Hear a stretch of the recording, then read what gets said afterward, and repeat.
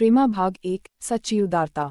संध्या का समय है। डूबने वाले सूर्य की सुनहरी किरणें रंगीन शीशों की आड़ से एक अंग्रेजी ढंग पर सजे हुए कमरे में झांक रही हैं, जिससे सारा कमरा रंगीन हो रहा है।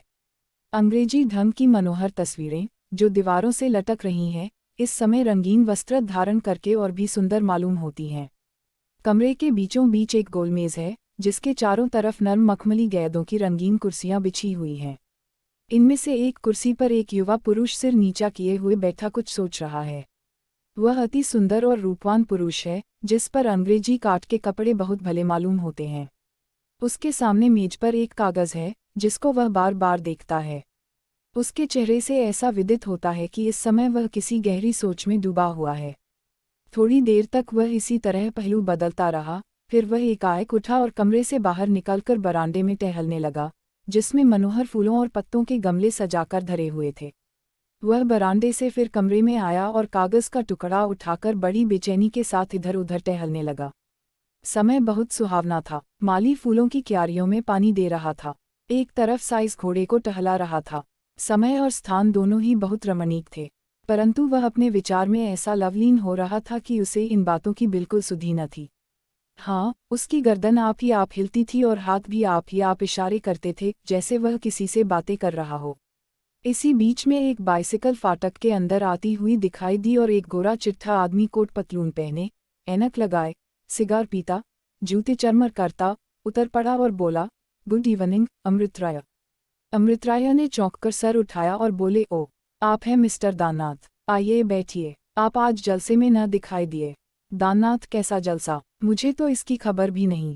अमृत राय आश्चर्य से, आपको खबर ही नहीं? आज आगरा के लाला धनुषधारीलाल ने बहुत अच्छा व्याख्यान दिया और विरोधियों के दांत खट्टे कर दिए।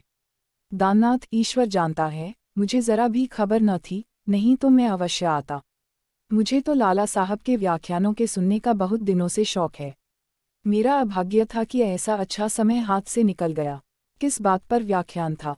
अमृत राय, जाति की उन्नति के सिवा दूसरी कौन सी बात हो सकती थी? लाला साहब ने अपना जीवन इसी काम के हेतु अर्पण कर दिया है। आज ऐसा सच्चा देशभक्त और निष्कास जाति सेवक इस देश में नहीं है। यह दूसरी बात है कि कोई उनके सिद्धांतों को माने या न माने, मगर उनके व्याख्यानों में ऐसा जादू होता है कि लोग आप ही आप खींचे चले आते हैं। मैंने लाला साहब के व्याख्यानों के सुनने का आनंद कई बार प्राप्त किया है, मगर आज की स्पीच में तो बात ही और थी। ऐसा जान पड़ता है कि उनकी जबान में जादू भरा है। शब्द वही होते हैं जो हम रोज काम में लाया करते हैं। विचार भी वही होते हैं जिनकी हमारे यहाँ प्रतिदिन चर्चा रहती है, मगर उनके बोलने का ढंग कुछ ऐसा अपूर्व है कि दिलों को लुभा लेता है। दाननाथ को ऐसी उत्तम स्पीच को न सुनने का अत्यंत शौक हुआ। बोले, यार, मैं जन्म का अभागा हूँ, क्या अब फिर कोई व्याख्यान न होगा? अमृत राय, आशा तो नहीं है, क्योंकि लाला साहब लखनऊ जा रहे हैं। उधर से आगरा को चले जाएंगे, फिर नहीं मालूम कब दर्शन दें। दाननाथ, अपने कर्म की हीनता की क्या कहूँ। आपने उस स्पीच की कोई नकल की हो तो जरा दीजिए, उसी को देखकर जी को ढारस दूं। इस पर अमृत राय ने वही कागज का टुकड़ा, जिसको वे बार बार पढ़ रहे थे, दाननाथ के हाथ में रख दिया और बोले, स्पीच के बीच बीच में जो बातें मुझको सवार हो जाती है, तो आगा पीछा कुछ नहीं सोचते, समझाने लगे, मित्र, तुम कैसी लड़कपन की बातें करते हो। तुमको शायद अभी मालूम नहीं कि तुम कैसा भारी बोझ अपने सर पर ले रहे हो। जो रास्ता अभी तुमको साफ दिखाई दे रहा है, वह कांटों से ऐसा भरा है कि एक एक पग धरना कठिन है। अमृत राय, अब तो जो होना हो सो हो। जो बात दिल में जम गई वह जम गई। मैं खूब जानता हूँ कि मुझको बड़ी बड़ी कठिनाइयों का सामना करना पड़ेगा, मगर आज मेरा हिसाब ऐसा बड़ा हुआ है कि मैं बड़े से बड़ा काम कर सकता हूँ और ऊंचे से ऊंचे पहाड़ पर चढ़ सकता हूँ। दाननाथ, ईश्वर आपके उत्साह को सदा बढ़ावे। मैं जानता हूँ कि आप जिस काम के लिए उद्योग करेंगे, उसे अवश्य पूरा कर दिखाएंगे। मैं आपके इरादों में विघ्न डालना कदापि नहीं चाहता, मगर मनुष्य का धर्म है कि जिस काम में हाथ लगावे पहले उसका ऊंच नीच खूब विचार ले। अब प्रच्छन्न बातों से हटकर प्रत्यक्ष बातों की तरफ आइए। आप जानते हैं कि इस शहर के लोग, सब के सब, पुरानी लकीर के फकीर हैं। मुझे भय है कि सामाजिक सुधार का बीज यहाँ कदापि फल फूल न सकेगा और फिर आपका सहायक भी कोई नजर नहीं आता। अकेले आप क्या बना लेंगे? शायद आपके दोस्त भी इस जोखिम के काम में आपका हाथ न बंटा सकें। चाहे आपको बुरा लगे, मगर मैं यह जरूर कहूँगा कि अकेले आप कुछ भी न कर सकेंगे। अमृतराया ने अपने परम मित्र की बातों को सुनकर सिर उठाया और बड़ी गंभीरता से बोले, दाननाथ, यह तुमको क्या हो गया है? क्या मैं तुम्हारे मुंह से ऐसी बोधेपन की बातें सुन रहा हूँ? तुम कहते हो अकेले क्या बना लोगे? अकेले आदमियों की कारगुजारियों से इतिहास भरे पड़े हैं। गौतम बुद्ध कौन था? एक जंगल का बसने वाला साधु, जिसका सारे देश में कोई मददगार न था, मगर उसके जीवन ही में आधा हिंदुस्तान उसके पैरों पर सिर धर चुका था। आपको कितने प्रमाण दूं? अकेले आदमियों से कौमों के नाम चल रहे हैं।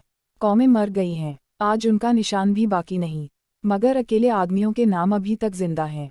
आप जानते हैं कि प्लेटो एक अमर नाम है, मगर आप में कितने ऐसे हैं जो यह जानते हों कि वह किस देश का रहने वाला है? दाननाथ समझदार आदमी थे, समझ गए कि अभी जोश नया है और समझाना बुझाना सब व्यर्थ होगा, मगर फिर भी जी न माना। एक बार और उलझना आवश्यक था। अच्छी जान पड़ी, मैंने उनको तुरंत नकल कर लिया। ऐसी जल्दी में लिखा है कि मेरे सिवा कोई दूसरा पढ़ भी न सकेगा। देखिए हमारी लापरवाही को कैसा आड़े हाथों लिया है। सज्जनों, हमारी इस दुर्दशा का कारण हमारी लापरवाही है। हमारी दशा उस रोगी की सी हो रही है जो औषधि को हाथ में लेकर देखता है मगर मुंह तक नहीं ले जाता। हाँ भाइयों, हम आंखें रचाते हैं मगर अंधे हैं, हम कान रखते हैं मगर बहरे हैं, हम जबान रखते हैं मगर गूंगे हैं। परंतु अब वह दिन नहीं रहे कि हमको अपनी जीत की बुराइयां न दिखाई देती हो। हम उनको देखते हैं और मन में उनसे घृणा भी करते हैं, मगर जब कोई समय आ जाता है तो हम उसी पुरानी लकीर पर जाते हैं और नए बातों को असंभव और अनहोनी समझकर छोड़ देते हैं। हमारे डोंगे का पार लगाना, जबकि मल्लाह ऐसे बाद और कादर है, कठिन ही नहीं प्रत्युत दुस्साध्य है। अमृतराय ने बड़े ऊंचे स्वरों में उस कागज को पढ़ा। जब वह चुप हुए तो दाननाथ ने कहा, मी, संदेह बहुत ठीक कहा है, हमारी दशा के अनुकूल ही है। अमृतराय, मुझको रह रहकर अपने ऊपर क्रोध आता है कि मैंने सारी स्पीच क्यों न नकल कर ली। अगर कहीं अंग्रेजी स्पीच होती तो सबेरा होते ही सारे समाचार पत्रों में छप जाती, नहीं तो शायद कहीं खुलासा रिपोर्ट छपे तो छपे। रुककर तब मैं जलसे से लौटकर आया हूँ, तब से बराबर वही शब्द मेरे कान में गूंज रहे हैं। प्यारे मित्र, तुम मेरे विचारों को पहले से जानते हो, आज की स्पीच ने उनको और भी मजबूत कर दिया है। आज से मेरी प्रतिज्ञा है कि मैं अपने को जाति पर न्यौछावर कर दूंगा। तन, मन, धन सब अपनी गिरी हुई जाति की उन्नति के निमित्त अर्पण कर दूंगा। अब तक मेरे विचार मुझ ही तक थे, पर अब वे प्रत्यक्ष होंगे। अब तक मेरा हृदय दुर्बल था, मगर आज इसमें कई दिलों का बल आ गया है। मैं खूब जानता हूँ कि मैं कोई उच्च पदवी नहीं रखता हूँ, मेरी जायदाद भी कुछ अधिक नहीं है, मगर मैं अपनी सारी जमा जथा अपने देश के उद्धार के लिए लगा दूंगा। अब इस प्रतिज्ञा से कोई मुझको डिगा नहीं सकता। जोश से थककर बैठी हुई कौम, ले, तेरी दुर्दशा पर आंसू बहाने वालों में एक दुखियारा और बड़ा। इस बात का न्याय करना कि तुझको इस दुखियारे से कोई लाभ होगा या नहीं, समय पर छोड़ता हूँ। यह कहकर अमृतराय जमीन की ओर देखने लगे। दाननाथ, जो उनके बचपन के साथी थे और उनके बचपन के साथी थे और उनके स्वभाव से भली भांति परिचित थे कि जब उनको कोई धुन मालूम हुआ, बोले, अच्छा, मैंने मान लिया कि अकेले लोगों ने बड़े बड़े काम किए हैं और आप भी अपनी जाति का कुछ न कुछ भला कर लेंगे, मगर यह तो सोचिए कि आप उन लोगों को कितना दुख पहुंचाएंगे जिनका आपसे कोई नाता है। प्रेमा से बहुत जल्द आपका विवाह होने वाला है। आप जानते हैं कि उसके माँ बाप परले सिरे के कट्टर हिंदू हैं। जब उनको आपकी अंग्रेजी पोशाक और खाने पीने पर शिकायत है तो बतलाए, जब आप सामाजिक सुधार पर कमर बांधेंगे तब उनका क्या हाल होगा। शायद आपको प्रेमा से हाथ धोना पड़े। दाननाथ का यह इशारा कलेजे में चुभ गया। 2-3 मिनट तक वह सन्नाटे में जमीन की तरफ ताकते रहे। जब सिर उठाया तो आंखें लाल थीं और उनमें आंसू डबडबाए थे। बोले, मित्र, कौम की भलाई करना साधारण काम नहीं है। यद्यपि पहले मैंने इस विषय पर ध्यान न दिया था, फिर भी मेरा दिल इस वक्त ऐसा मजबूत हो रहा है कि जाति के लिए हर एक दुख भोगने को मैं कटिबद्ध हूँ। इसमें संदेह नहीं कि प्रेमा से मुझको बहुत ही प्रेम था। मैं उस पर जान देता था और अगर कोई समय ऐसा आता कि मुझको उसका पति बनने का आनंद मिलता तो मैं साबित करता कि प्रेम इसको कहते हैं। मगर अब प्रेमा की मोहनी मूरत मुझ पर अपना जादू नहीं चला सकती। जो देश और जाति के नाम पर बिक गया, उसके दिल में कोई दूसरी चीज जगह नहीं पा सकती। देखिए, यह वह फोटो है जो अब तक बराबर मेरे सीने से लगा रहता था। आज इससे भी अलग होता हूँ। यह कहते कहते तस्वीर जेब से निकाली और उसके पुर्जे पुर्जे कर डाले। प्रेमा को जब मालूम होगा कि अमृतराय अब जाति पर जान देने लगा उसके दिन में अब किसी नव यौवना की जगह नहीं रही, तो वह मुझे क्षमा कर देगी। दाननाथ ने अपने दोस्त के हाथों से तस्वीर छीन लेनी चाही, मगर न पा सके। बोले, अमृतराय, बड़े शोक की बात है कि तुमने उस सुंदरी की तस्वीर की यह दशा की, जिसकी तुम खूब जानते हो कि तुम पर मोहित है। तुम कैसे निष्ठुर हो। यह वही सुंदरी है जिससे शादी करने का तुम्हारे वैकुंठवासी पिता ने आग्रह किया था और तुमने खुद भी कई बार बात हारी। क्या तुम नहीं जानते कि विवाह का समय अब बहुत निकट आ गया है। ऐसे वक्त में तुम्हारा इस तरह मुंह मोड़ लेना उस बेचारी के लिए बहुत ही शोकदायक होगा। इन बातों को सुनकर अमृतराय का चेहरा बहुत मलिन हो गया। शायद वे इस तरह तस्वीर के फाड़ देने का कुछ पछतावा करने लगे, मगर जिस बात पर अड़ गए थे उस पर अड़े ही रहे। इन्हीं बातों में सूर्य अस्त हो गया, अंधेरा छा गया। दाननाथ उठ खड़े हुए, अपनी बाइसिकल संभाली और चलते चलते यह कहा, मिस्टर राय, खूब सोच लो, अभी कुछ नहीं बिगड़ा है। आओ आज तुमको गंगा की सैर करा लाए। मैंने एक बजरा किराए पर ले रखा है, उस पर चांदनी रात में बड़ी बहार रहेगी। अमृतराय, इस समय आप मुझको क्षमा कीजिए, फिर मिलूंगा। दाननाथ तो यह बातचीत करके अपने मकान को रवाना हुए और अमृतराय उसी अंधेरे में बड़ी देर तक चुपचाप खड़े रहे। वह नहीं मालूम क्या सोच रहे थे। जब अंधेरा अधिक हुआ तो वह जमीन पर बैठ गए। उन्होंने उस तस्वीर के पुर्जे सब एक एक करके चुन लिए, उनको बड़े प्यार से सीने में लगा लिया और कुछ सोचते हुए कमरे में चले गए। बाबू अमृतराय शहर के प्रतिष्ठित रईसों में समझे जाते थे। वकालत का पेशा कई पुश्तों से चला आता था। खुद भी वकालत पास कर चुके थे और यद्यपि वकालत अभी तक चमकी न थी, मगर बाप दादे ने नाम ऐसा कमाया था कि शहर के बड़े बड़े रईस भी उनका दाब मानते थे। अंग्रेजी कॉलेज में इनकी शिक्षा हुई थी और यह अंग्रेजी सभ्यता के प्रेमी थे। जब तक बाप जीते थे तब तक कोट पतलून पहनते तनिक डरते थे, मगर उनका देहांत होते ही खुल पड़े। ठीक नदी के समीप एक सुंदर स्थान पर कोठी बनवाए, उसको बहुत कुछ खर्च करके अंग्रेजी रीति पर सजाया और अब उसी में रहते थे। ईश्वर की कृपा से किसी चीज की कमी न थी। धन द्रव्य, गाड़ी घोड़े सभी मौजूद थे। अमृतराय को किताबों से बहुत प्रेम था। मुमकिन न था कि नई किताब प्रकाशित हो और उनके पास न आवे। उत्तम कलाओं से भी उनकी तबीयत को बहुत लगाव था। गान विद्या पर तो वे जान देते थे। गो की वकालत पास कर चुके थे, मगर अभी वह विवाह नहीं हुआ था। उन्होंने ठान लिया था कि जब वह वकालत खूब न चलने लगेगी तब तक विवाह न करूंगा। उस शहर के रईस लाला बद्री प्रसाद साहब उनको कई साल से अपनी इकलौती लड़की प्रेमा के वास्ते चुन बैठे थे। प्रेमा अति सुंदर लड़की थी और पढ़ने लिखने, सीने पिरोने में निपुण थी।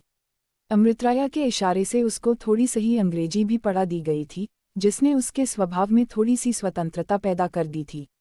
मुंशी जी ने बहुत कहने सुनने से दोनों प्रेमियों को चिट्ठी पत्री लिखने की आज्ञा दे दी थी और शायद आपस में तस्वीरों की भी अदला बदली हो गई थी। बाबू दाननाथ अमृतराय के बचपन के साथियों में से थे। कॉलेज में भी दोनों का साथ रहा, वकालत भी साथ पास की और दो मित्रों में जैसी सच्ची प्रीति हो सकती है वह उनमें थी। कोई बात ऐसी न थी जो एक दूसरे के लिए उठा रखे। दाननाथ ने एक बार प्रेमा को महताबी पर खड़े देख लिया था। उसी वक्त से वह दिल में प्रेमा की पूजा किया करता था, मगर यह बात कभी उसकी जबान पर नहीं आई। वह दिल ही दिल में घुटकर रह जाता। सैकड़ों बार उसकी स्वार्थ दृष्टि ने उसे उभारा था कि तू कोई चाल चलकर बद्री प्रसाद का मन अमृतराय से फेर दे, परंतु उसने हर बार इस कमीनेपन के ख्याल को दबाया था। वह स्वभाव का बहुत निर्मल और आचरण का बहुत शुद्ध था। वह मर जाना पसंद करता, मगर किसी को हानि पहुंचाकर अपना मनोरथ कदापि पूरा नहीं कर सकता था। यह भी न था कि वह केवल दिखाने के लिए अमृतराय से मेल रखता हो और दिल में उनसे जलता हो। वह उनके साथ सच्चे मित्र भाव का बर्ताव करता था। आज भी जब अमृतराय ने उससे अपने इरादे जाहिर किए, तब उसने सच्चे दिल से उनको समझाकर ऊंच नीच सुझाया, मगर इसका जो कुछ असर हुआ हम पहले दिखा चुके हैं। उसने साफ साफ कह दिया कि अगर तुम रिफार्मरों की मंडली में मिलोगे तो प्रेमा से हाथ धोना पड़ेगा। मगर अमृतराय ने एक न सुनी। मित्र का जो धर्म है वह दाननाथ ने पूरा कर दिया। मगर जब उसने देखा कि यह अपने अनुष्ठान पर अड़े ही रहेंगे, तो उसको कोई वजह न मालूम हुई कि मैं यह सब बातें बद्री प्रसाद से बयान करके क्यों न प्रेमा का पति बनने का उद्योग करूं। यहाँ से वह यही सब बातें सोचते विचारते घर पर आए। कोट पतलून उतार दिया और सीधे सादे कपड़े पहन मुंशी बद्री प्रसाद के मकान को रवाना हुए। इस वक्त उसके दिन की जो हालत हो रही थी बयान नहीं की जा सकती।